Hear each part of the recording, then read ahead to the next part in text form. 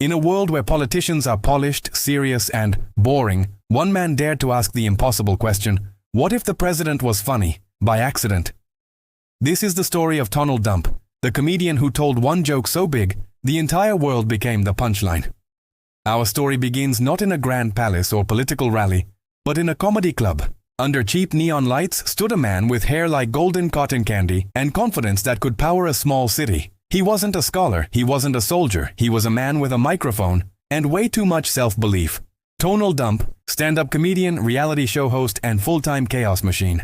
He roasted celebrities, mocked politicians, and somehow convinced half the country he was a genius, and the other half that he was an alien. He told jokes so bad, they looped back around to being revolutionary. His catchphrases? Loud. His insults? Louder. His tan? Radioactive.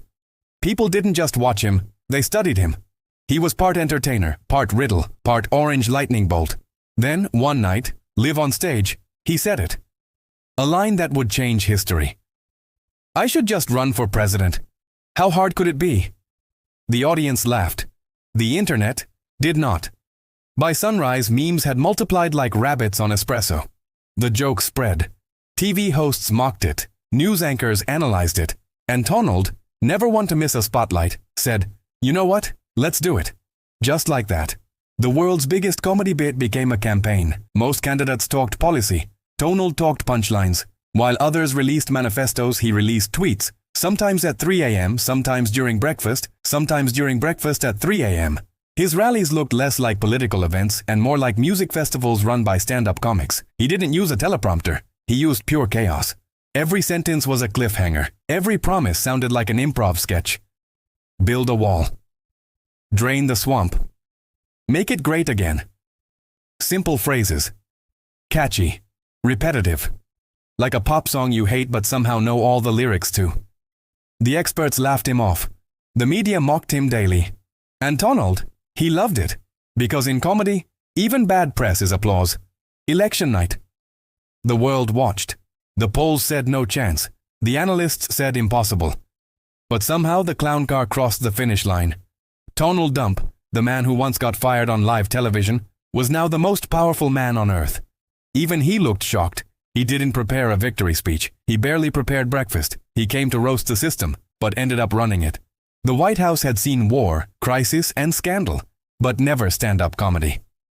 Within days, Donald turned press conferences into live Netflix specials. Reporters brought notepads and popcorn.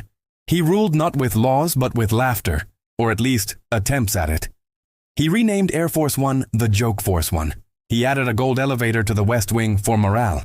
And he considered replacing the national anthem with his theme music.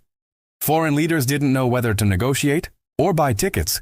But here's the strange part. Amidst the madness, things still worked. The economy grew, stock markets soared, and the internet had never been funnier. Historians would call it chaos. Comedians would call it competition. But every show must end. And every comedian eventually bombs.